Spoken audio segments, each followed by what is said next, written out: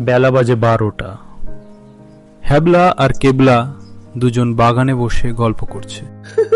দোস্ত কি মজা!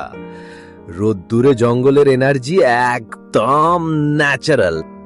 ন্যাচারাল তো বটেই, তবে গরমে আমার চুলা জ্বলছে। তারপর মাথার উপর দিয়ে একটা সুন্দর পাখি উড়ে যাচ্ছে, কেবলা দেখে ধরার জন্য এগিয়ে গেল।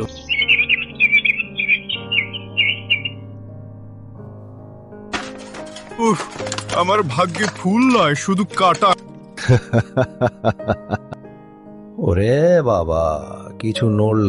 এতদিনে ভূতও রোদ পোহায় নাকি?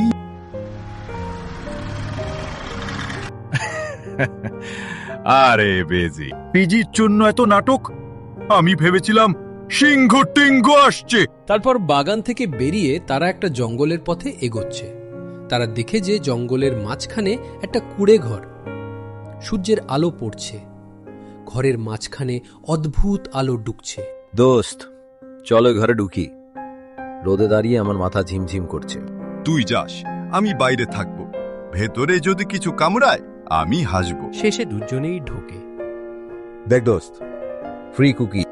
দোস্ত, এগুলো খেলে ভূত না আসুক, হাসপাতাল অ্যাম্বুলেন্স আসবে। ওখান থেকে বেরিয়ে হ্যাবলা চিপস খেতে খেতে বাড়ির পথে যেতে লাগে।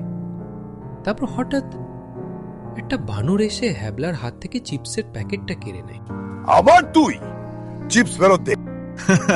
দোস্ত, দিনে ভূত আসে না, কিন্তু চিপস খোর বানর সব সময় হাজির থাকে।